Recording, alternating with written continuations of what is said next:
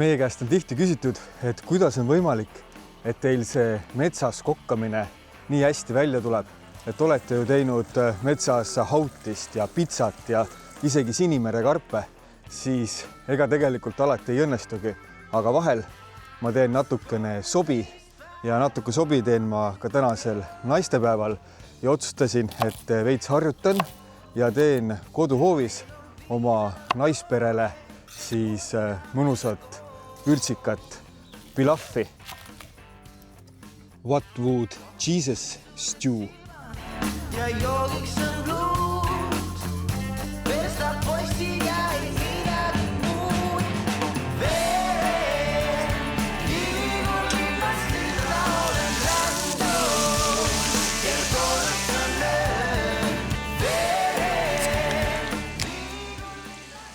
Naistepäeval algse joo alkovaba Rausthaler, aga üks viga mul juba õnnestus teha. Nimelt kõigepealt oleks pidanud pruunistama liha ja alles siis lisama köögiviljad, aga mina panin nad kõik korraga. See ongi üks põhjus, mille pärast mõned asjad on hea kodus ära katsetada ja alles siis minna metsa ja teha selline põhjalik toidu valmistamise video.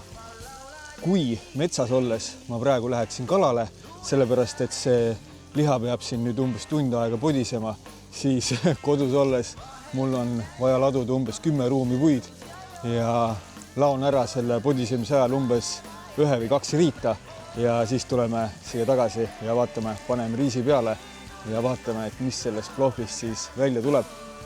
Aga ma juba ütlen teile seda, et kes tahab siis näha põhjalikumalt, kuidas me teeme metsas toitu, sellist plohvi ja veel võib-olla mõningaid ägedaid asju, siis tulge juba meie YouTube'i kanalile Arvi Teerett ja sinna hakkavad nüüd suvel tulema kõvasti igasuguseid erinevaid metsas käigu ja toidu tegemise ja perega matkamise videoid.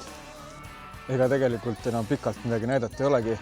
Nüüd tuleb veel vaid riis peale kallata ja siis veel 20 minutit lõkkel podiseda ja seejärel võib juba perele toidu kätte viia.